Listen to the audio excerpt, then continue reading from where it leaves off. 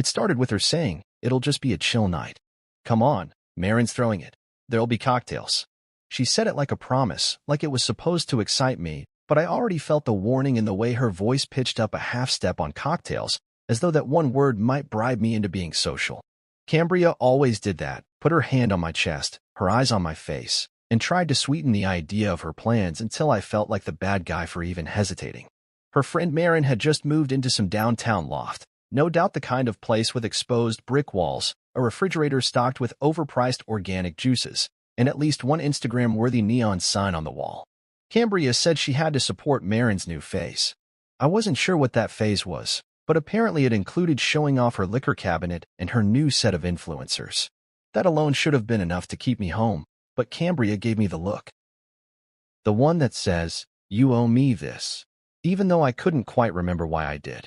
She'd been planning her outfit all afternoon.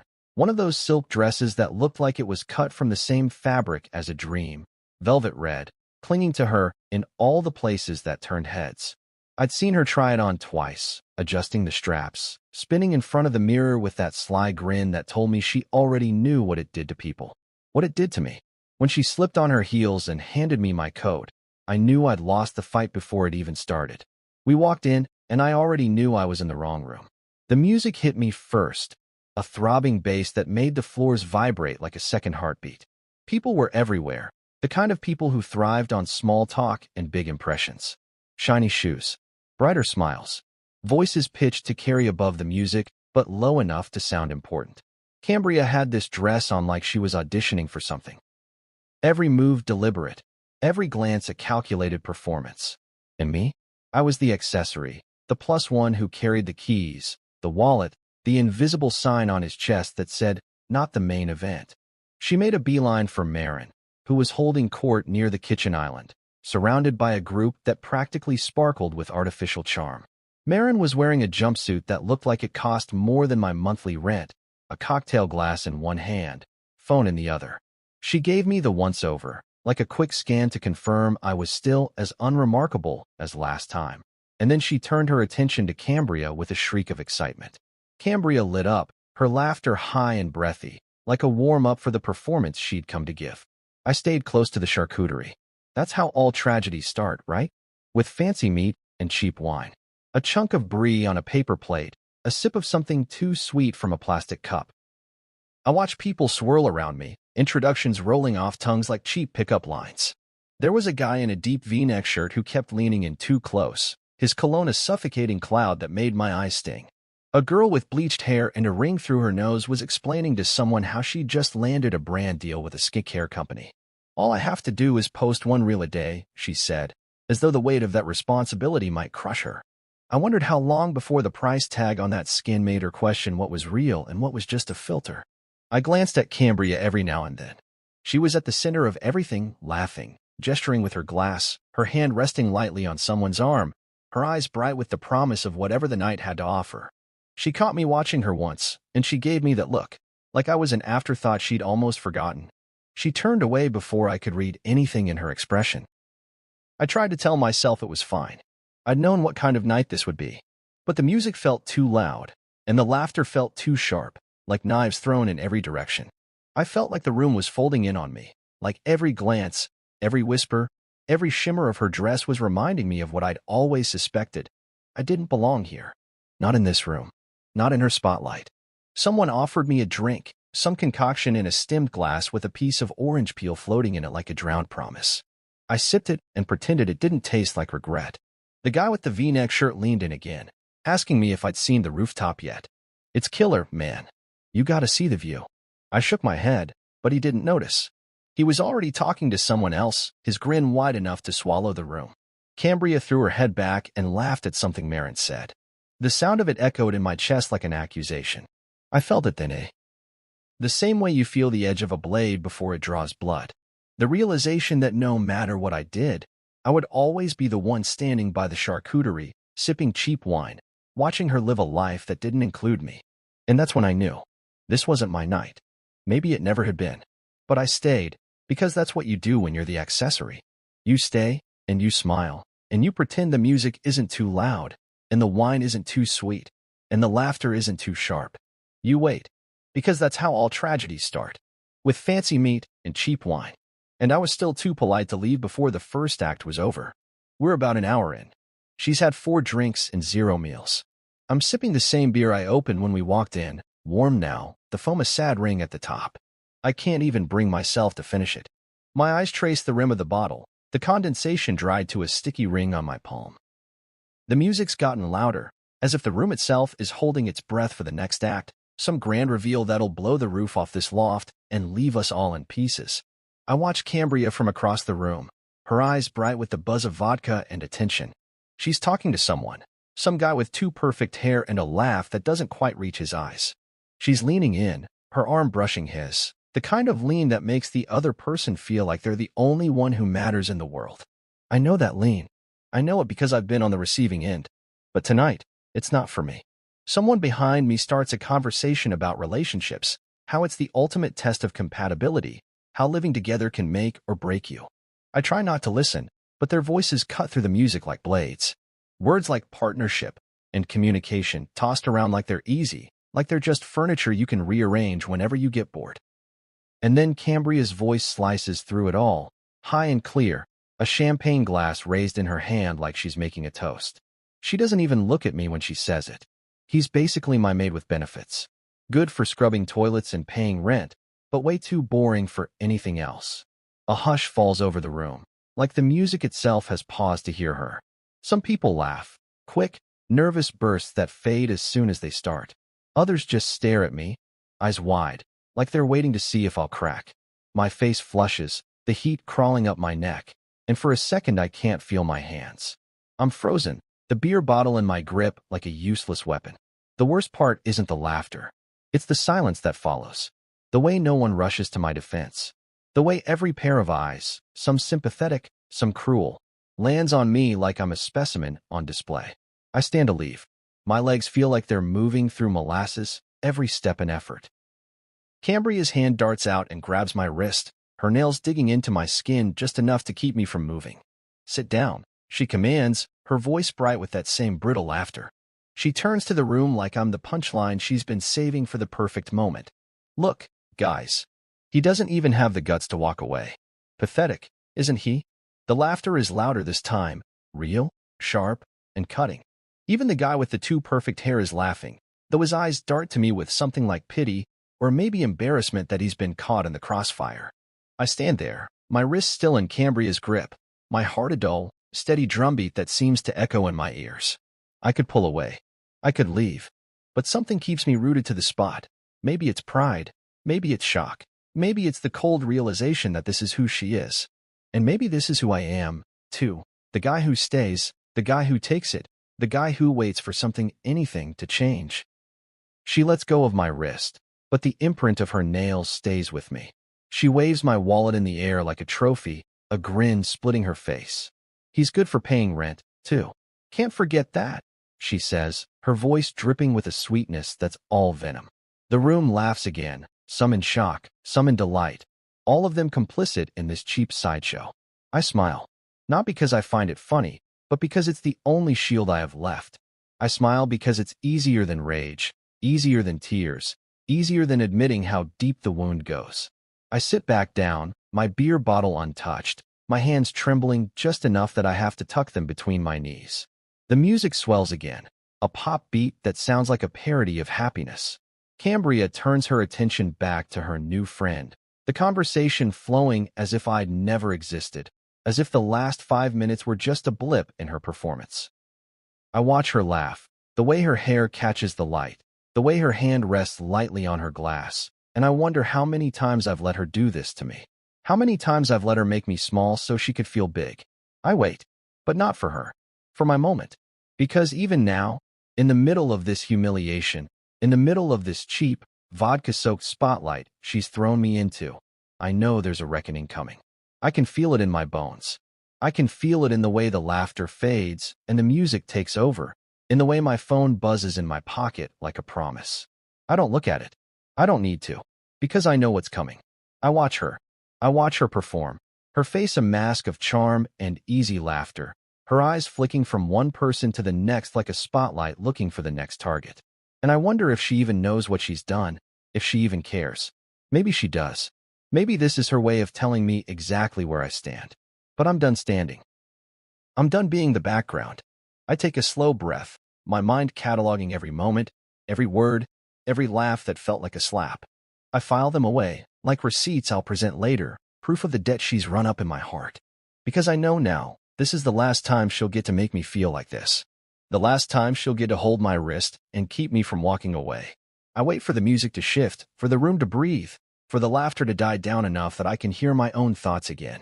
I wait for that perfect, quiet moment when the spotlight moves just slightly off of her, and I can slip out of it, my dignity intact, my head high, my eyes fixed on the door.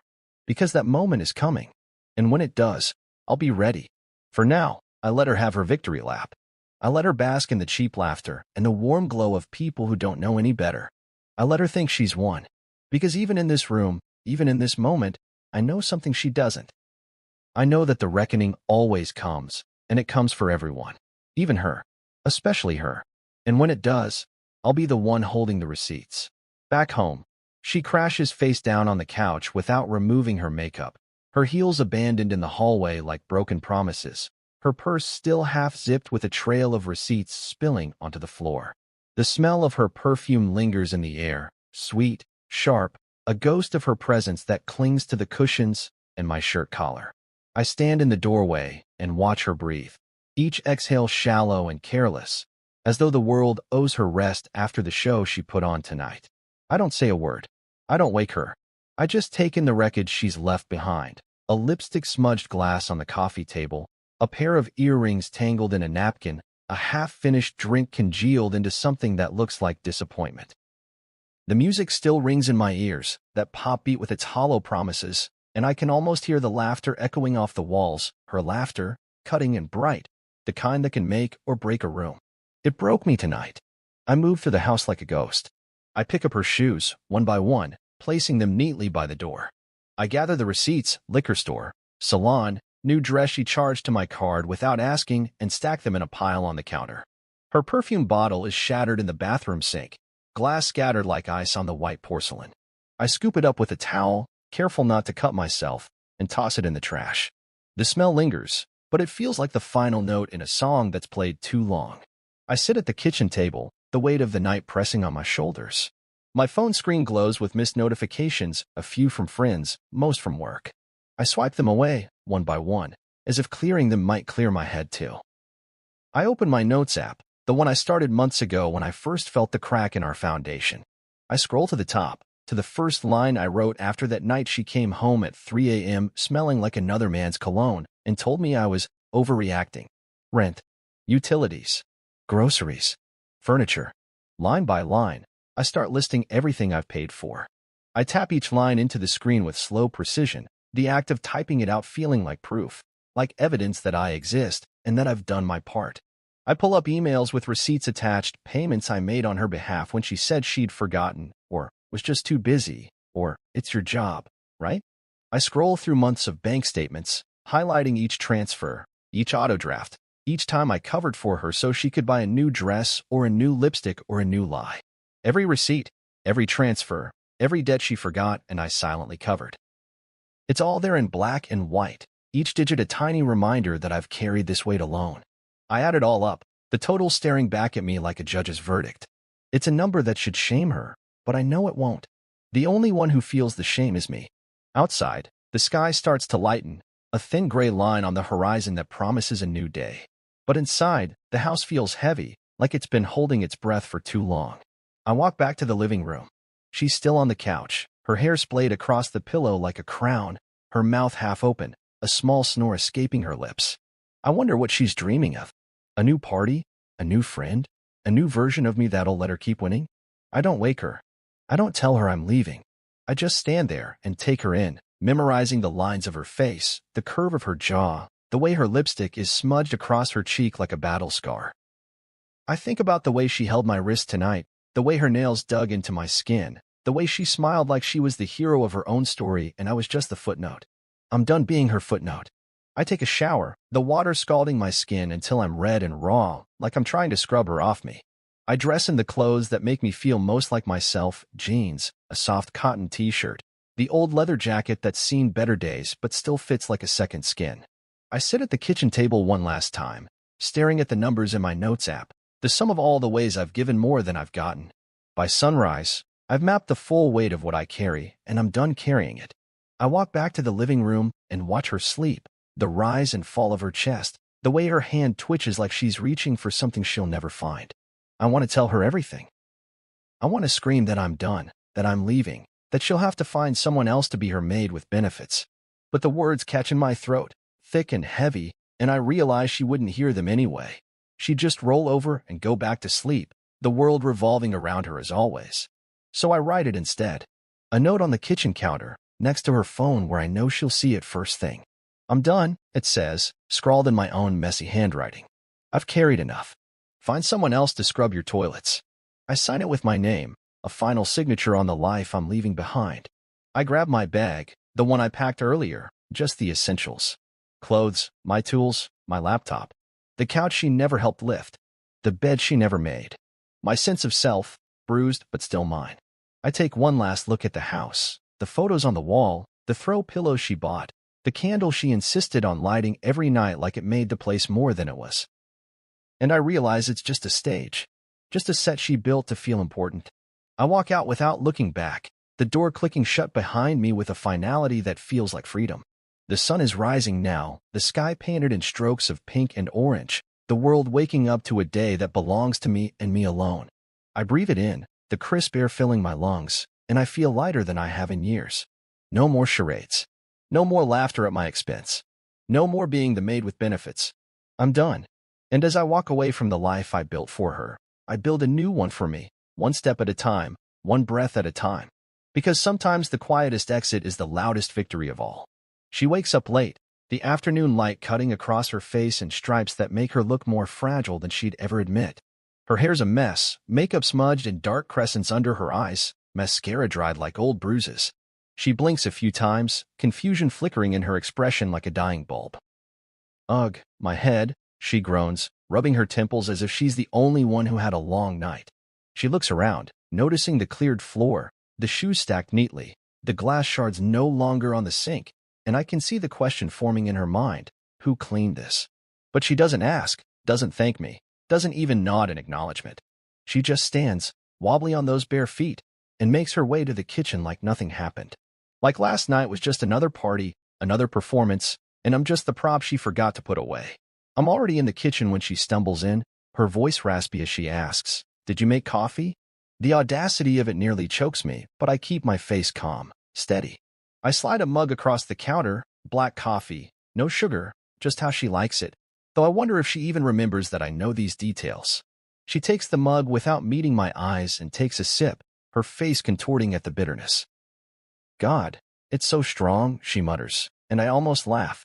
I almost remind her that I always make it strong, that it's been months since she even cared enough to pour her own cup. But I say nothing, because it's not worth it now. She rattles on about the night before, how wild it got, how many people loved her dress, how insane Marin's new place is. She doesn't mention what she said about me, about being her maid with benefits. It's like that part of the night never happened in her version. I nod along, my jaw tight, each word she says like a small stone dropped into a bucket already too full. She asks me if I remember much from last night, her voice lilting with fake concern, I scanning mine as if trying to find cracks she can slip into.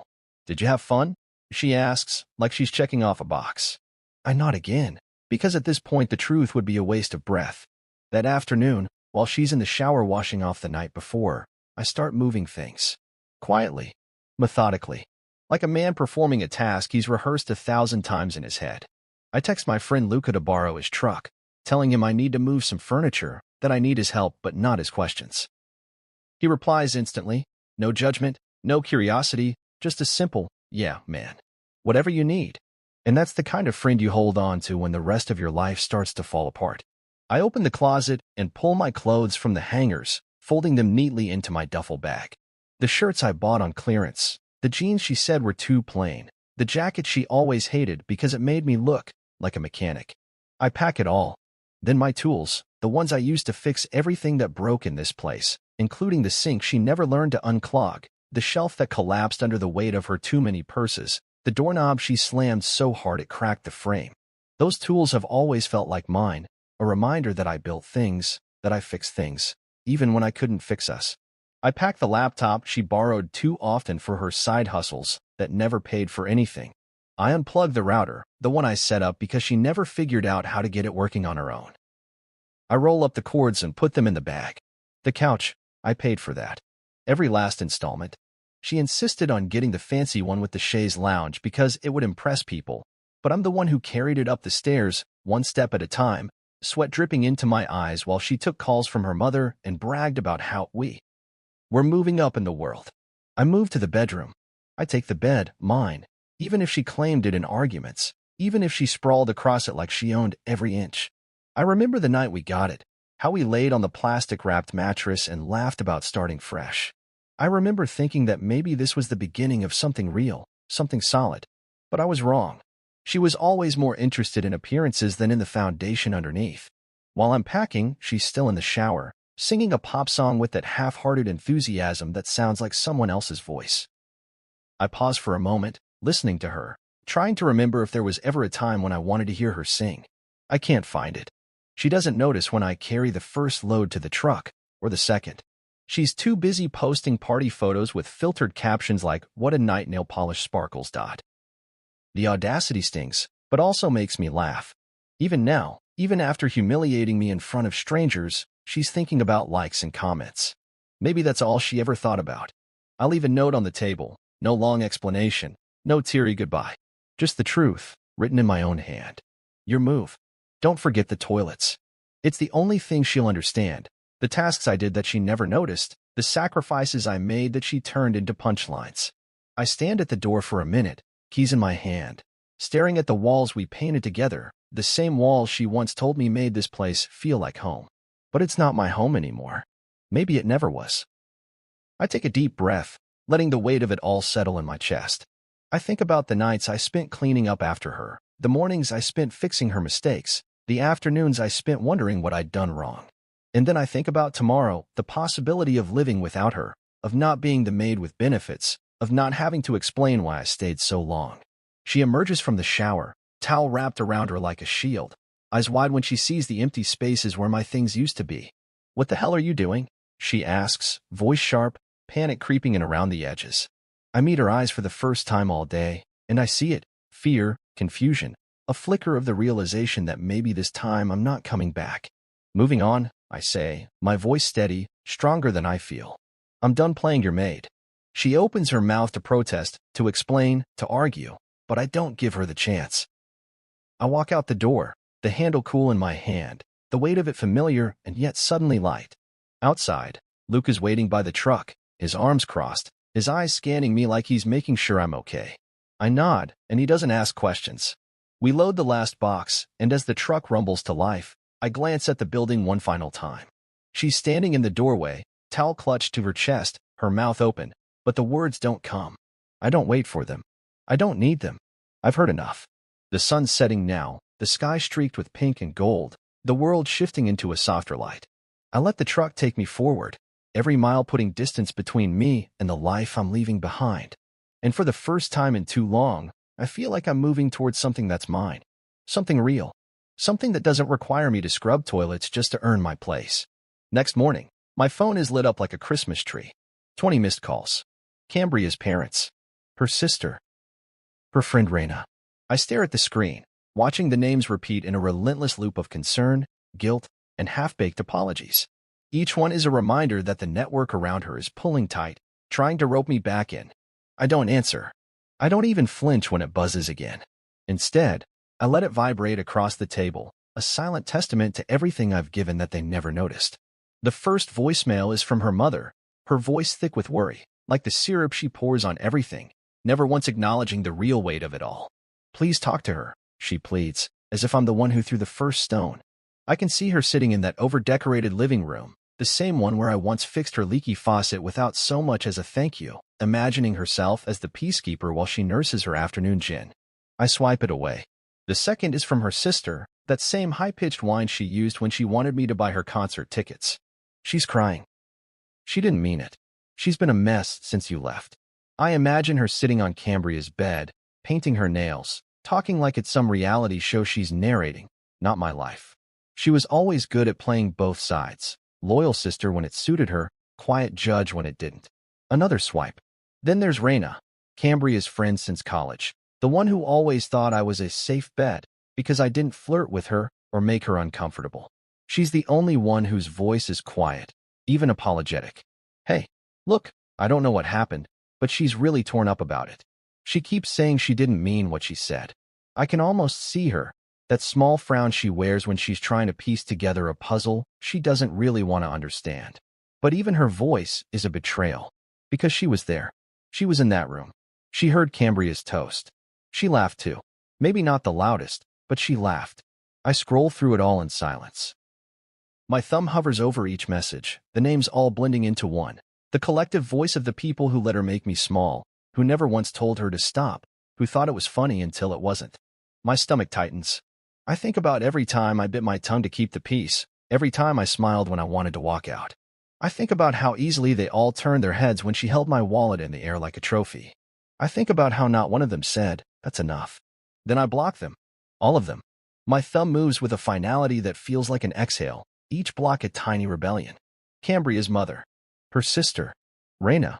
Even the ones who might one day realize what they've done. Let them sit in the silence they helped create. Let them feel the echo of their own laughter.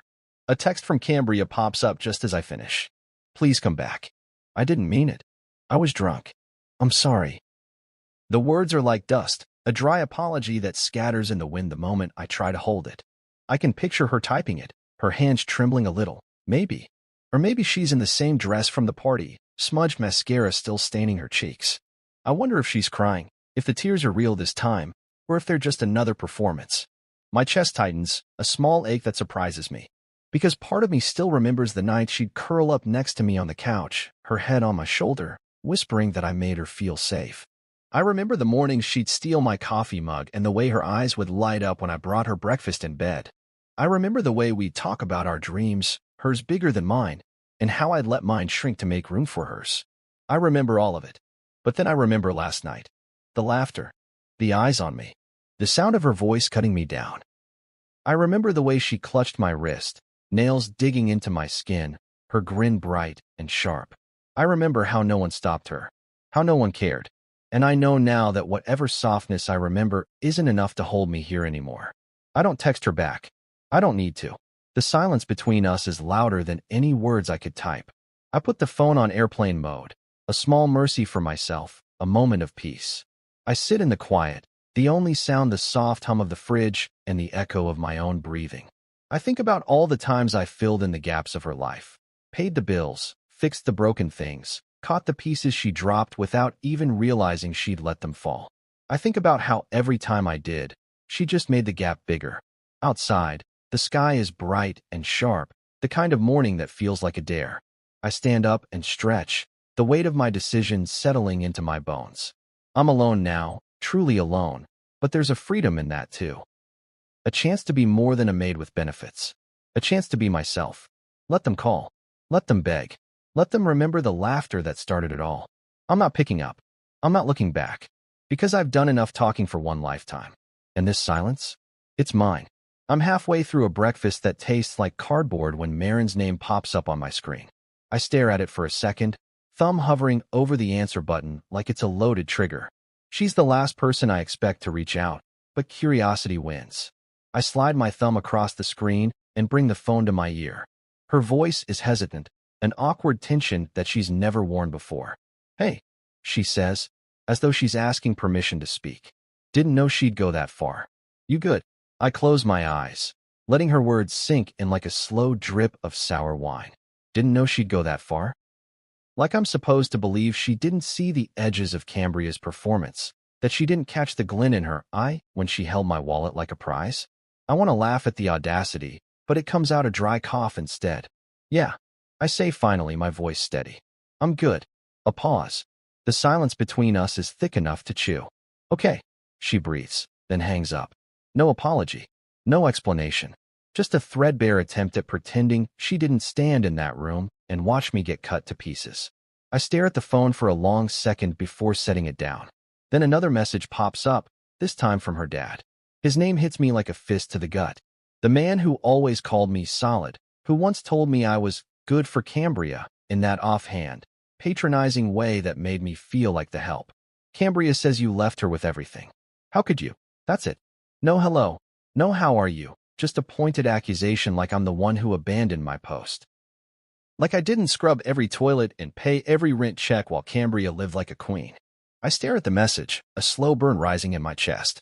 My fingers hover over the screen before I open the file I've kept on my phone for months. Every receipt, every bank transfer, every electric bill and grocery list. I scroll to the summary sheet, each line a neat accounting of the life I built for her.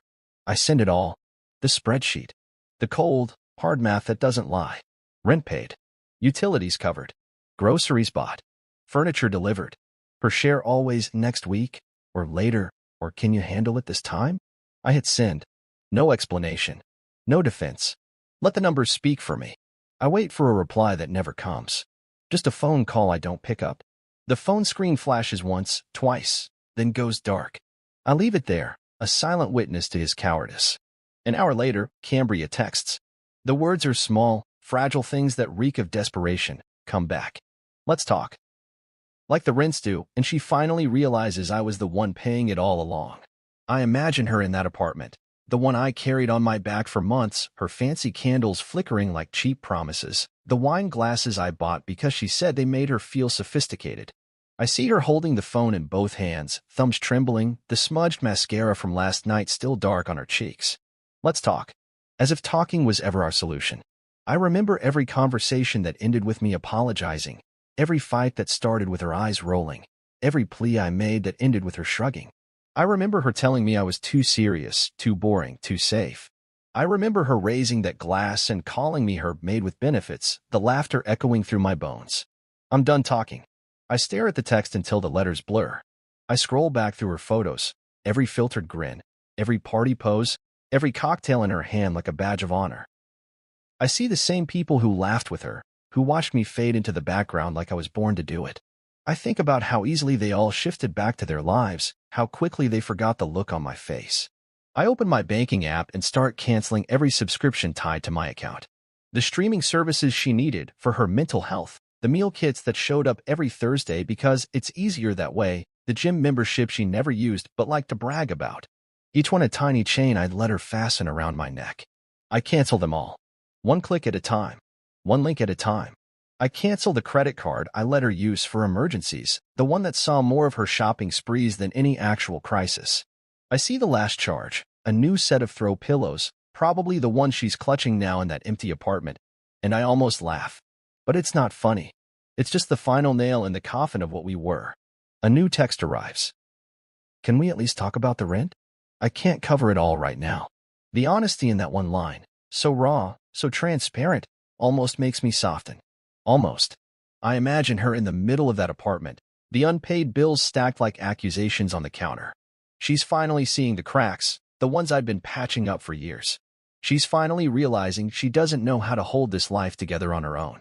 I stare at the screen, my chest tight. I think about the nights I sat at that same table, calculator in hand, stretching every dollar to make it work. I think about every time I covered for her, every time I said, I got it, just to keep the peace. I think about how each of those moments chipped away at who I was. I don't reply. I stand and walk to the window, the late afternoon light catching on the glass and throwing fractured patterns across the floor. I breathe deep, the air sharp and clean in my lungs. I'm free now. Free of the lies. Free of the rent. Free of the woman who used me up like a disposable thing. I let the phone rest on the table, silent and still. Let her find her own way to pay the rent. Let her learn what it means to build something without someone else holding it up. Because I've done enough. And this time, I'm not paying for her mistakes.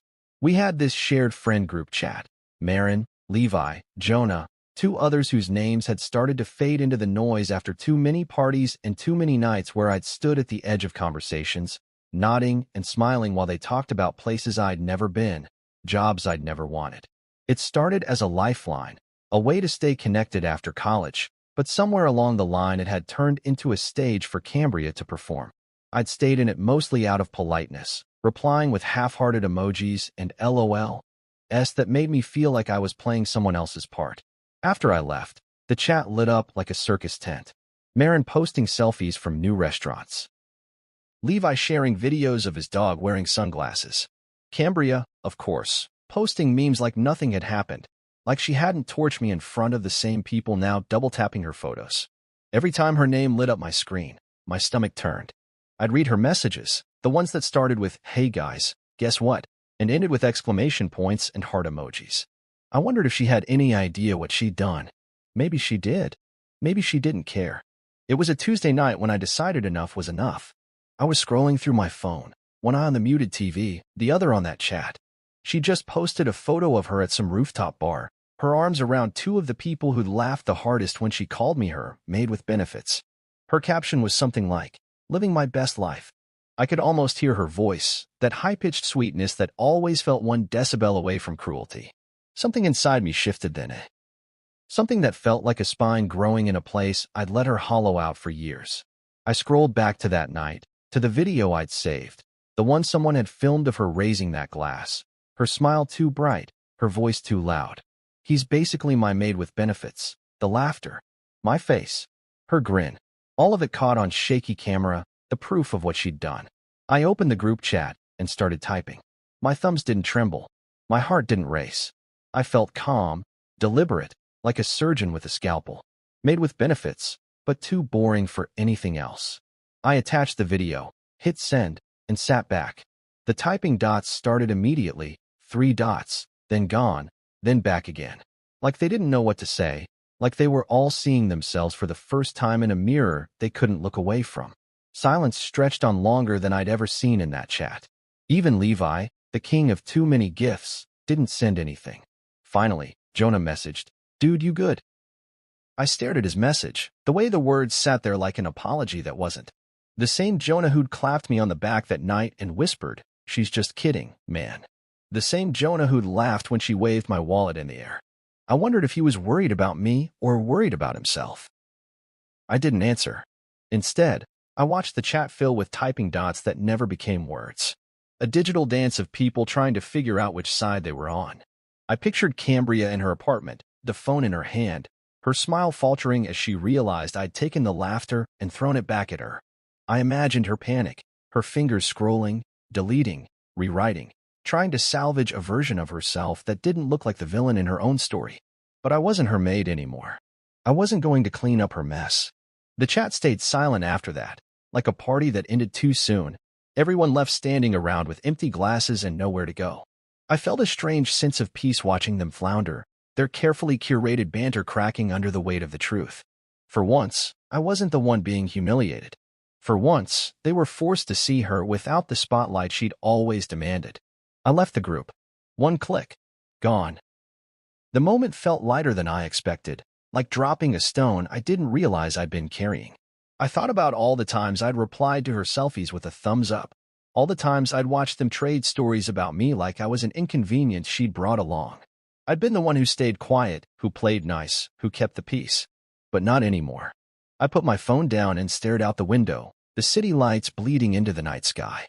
I thought about how easy it had been for them to laugh with her, how none of them had thought to check if I was okay.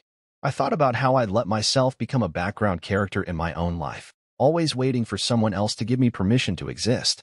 Not anymore. My phone buzzed again. A text from Marin. That was harsh. I almost laughed. Harsh? Like she had any idea what harsh felt like. I thought about replying. Maybe something like, "You think that's harsh? Try being the one who cleaned up her vomit at 3 in the morning while you were all posting selfies." But I didn't. Because she wouldn't understand. Because none of them would. So I let it sit there. I let the silence hang heavy. Because sometimes the best revenge isn't screaming or fighting or even explaining. Sometimes it's walking away and letting the truth do the talking. I opened the door to the night air and stepped outside, the cool breeze wrapping around me like a promise. I breathed it in deep, the weight of old friendships and fake laughter falling away with each exhale. I'd spent too long waiting for them to see me. I'd spent too long letting her define me. Not anymore. The city hummed around me, alive with possibility, and for the first time in a long time, I felt like I was part of it. A man with no more debts to pay, no more parties to attend, no more group chats to perform for. Just me, my own voice, my own life. And as I walked down the sidewalk, phone silent in my pocket, I realized that the group chat wasn't the only thing I'd left behind. I'd left behind the version of myself that needed their approval, their laughs, their crumbs of acceptance. I was done with all of it. Done with the stage. Done with the masks. Done with being the maid with benefits. I was free. And I was finally living my own life. Her landlord calls me the next day, his name flashing on my screen like a warning I can't ignore. I remember meeting him once, a short man with too much cologne and a handshake that felt like an afterthought. Back then, he'd practically drooled over Cambria's smile, telling me what a lucky guy I was, that she was a real catch. I'd nodded, pretending to agree, because I was too tired to explain that his definition of lucky came with its own invisible chain. He doesn't bother with pleasantries. "Hey, man, listen," he says, his voice a mix of impatience and forced sympathy. Cambria missed rent. Again. I can hear the click of his keyboard as he talks, like he's already halfway through drafting an eviction notice. I pause, letting his words sink in. "She's missed rent?" I ask, though I already know. I've been waiting for this call. I've been waiting for the moment she'd have to stand on her own 2 feet. "Yeah," he sighs, the sound of someone who's had this conversation too many times. "And you're the one who signed the lease. Legally, you're still on the hook." My chest tightens, the familiar ache of responsibility pressing against my ribs. I'd signed the lease because she couldn't get approved on her own. Her credit was a mess, her references spotty at best, but she'd batted those eyelashes and promised she'd take care of it. And I believed her. I believed in the version of her that existed in the small, quiet moments when the party was over and it was just us on the couch, her head on my shoulder, whispering that she couldn't do it without me. But that was a lie. Just another performance. Not anymore. I say, my voice firm, the words tasting like freedom. I gave notice. Lease ends Friday. She's had plenty of time to figure it out. He's silent for a moment, probably scanning his screen, probably seeing the final payment I made, the one that covered the last 2 months so she could figure her life out. "She's got until then," he mutters. "After that, well, you know how it goes." I nod, even though he can't see me. "Yeah," I say. "I know." We hang up, the line clicking dead like a door slamming shut. I set the phone down and stare at it. The plastic case smudged with fingerprints from all the times I've held it for her, answered calls she was too busy to take, made excuses for bills she was too stressed to handle. No more. A text comes through. Her name at the top, the words small and pitiful. "I'm sorry. Please come home." I almost laugh. Home.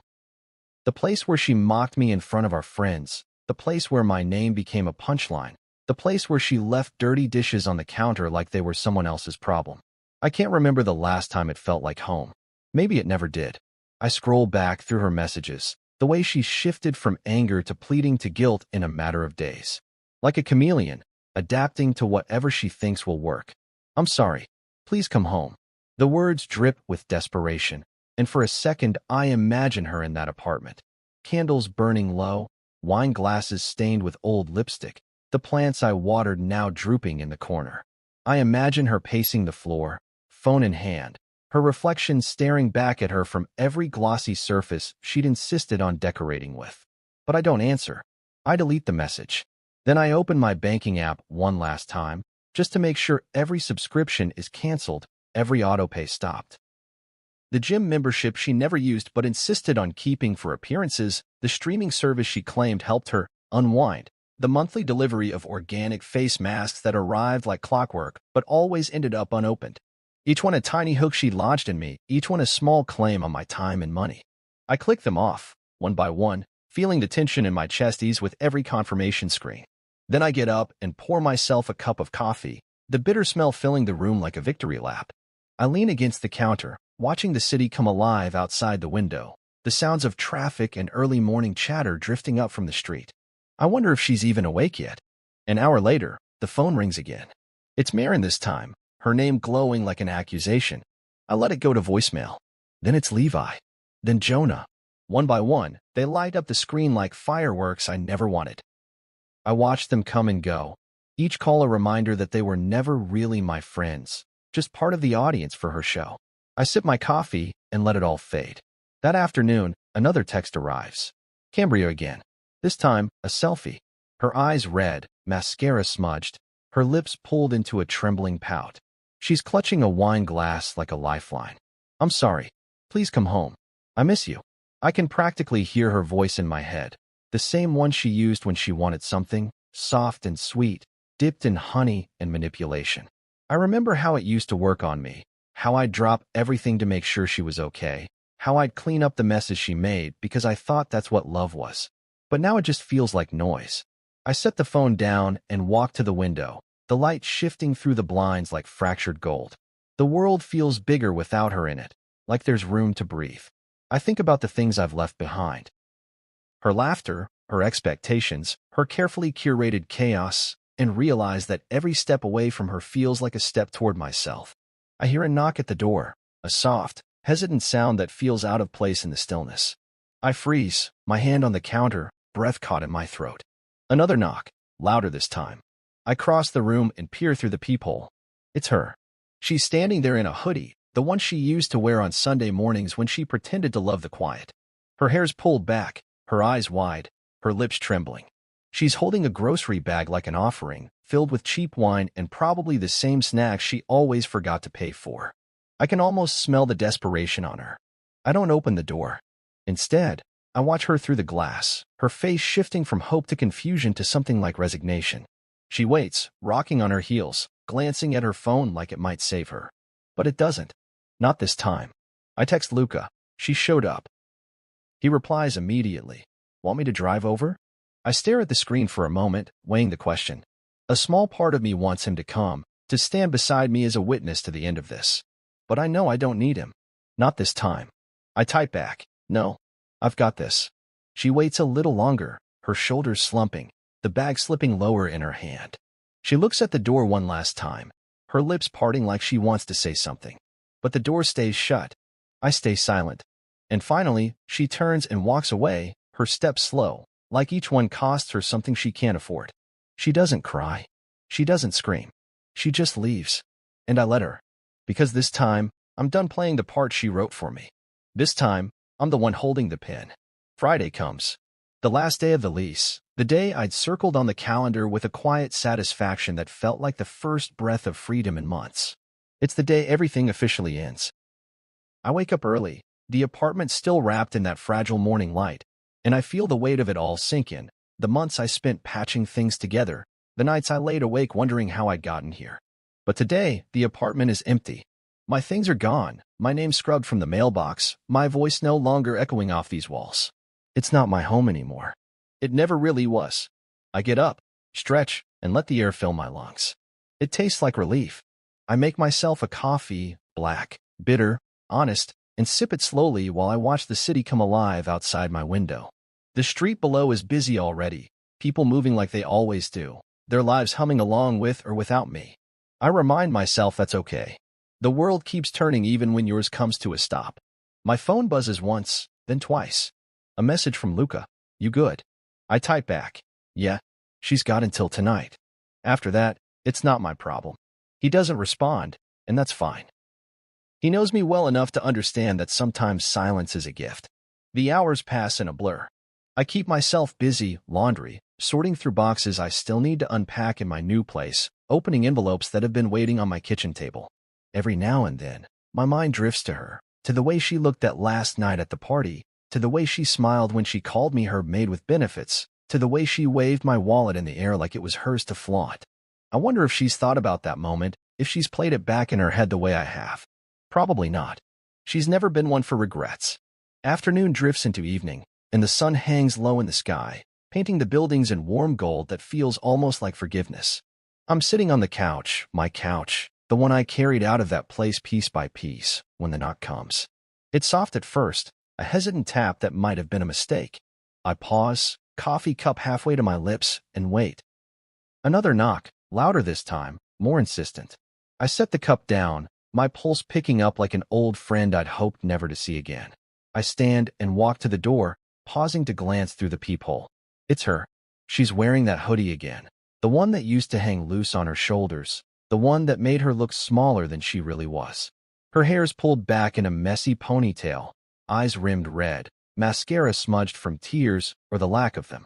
In her hand, she's holding a grocery bag, one of those cheap plastic ones from the corner store. It's bulging with something, maybe cheap wine, maybe snacks, Maybe memories she thinks will buy her way back in. I lean against the door, watching her. My breath catches in my throat, not from longing or hope, but from the weight of the moment. This is it, the final act. She glances at the door, her lips parting like she's about to speak, but no words come out. Instead, she shifts the bag in her hands, her knuckles whitening with the effort. Her shoulders slump, her head tilts, and for a second I see the woman I once thought I knew, the one who used to laugh with me on quiet nights, who used to curl up against me like I was the only safe place in the world. But that woman is gone, lost to the same laughter that echoed through that party, the same cruel joke that turned me into a punchline. I don't open the door. Instead, I text Luca. She's here. He replies instantly. Want me to come over? I stare at his message, thumb hovering over the screen. For a moment, I consider it. I imagine him showing up, standing by my side, his silent strength a comfort I didn't know I'd need. But then I realize that's not who I want to be anymore. The man who needs someone to fight his battles, the man who waits for permission to act. So I type back, no, I've got this. I watch her through the peephole, the way her lips move like she's rehearsing lines. She shifts the bag again, her face a mixture of fear and hope. She knocks a third time, softer this time, like she's trying not to wake the neighbors, or herself. I let the silence stretch. I let it wrap around us like a blanket of finality. Because this is the ending she wrote the moment she raised that glass and laughed at me. This is the consequence of her applause. She waits a little longer, her eyes darting to the ground, her foot tapping an anxious rhythm on the concrete. The bag slips lower in her hand, the plastic stretching like it's about to give way. She wipes at her eyes with the back of her hand, smearing her mascara further, and for a split second, I wonder if she's sorry. Really sorry. But then I remember every time she's used that same look, every time she's cried to get what she wanted. Not this time.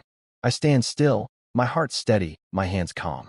I watch her turn, the bag swinging like a pendulum at her side. She walks away without looking back, each step a small, silent confession. She's not coming back, and I'm not going after her. I close my eyes, exhale.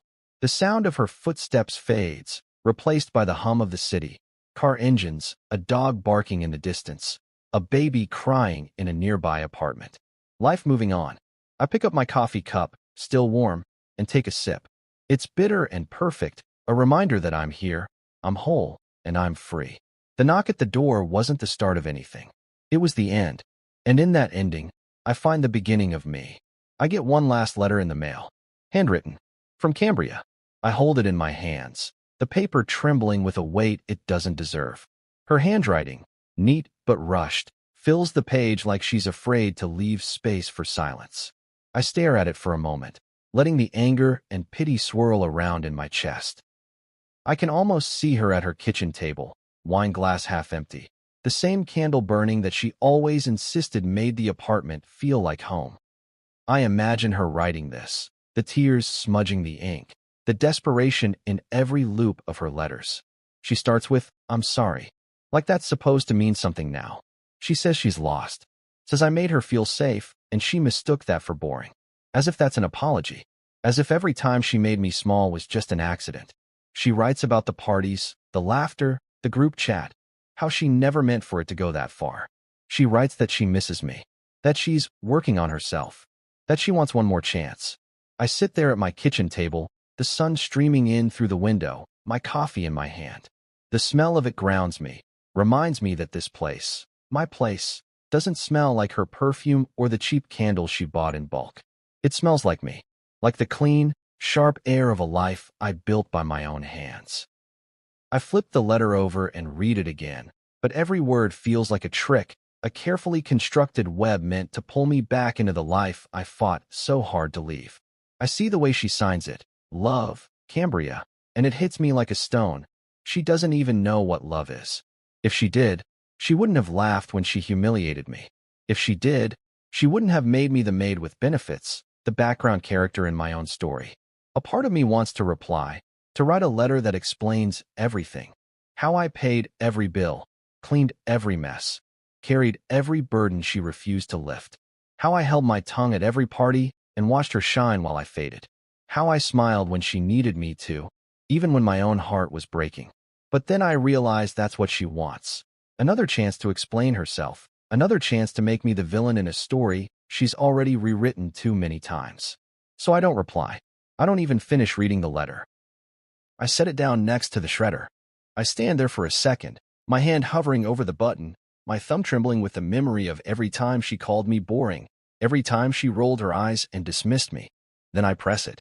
The machine whirs to life, the letter slipping through the blades, the words disappearing line by line.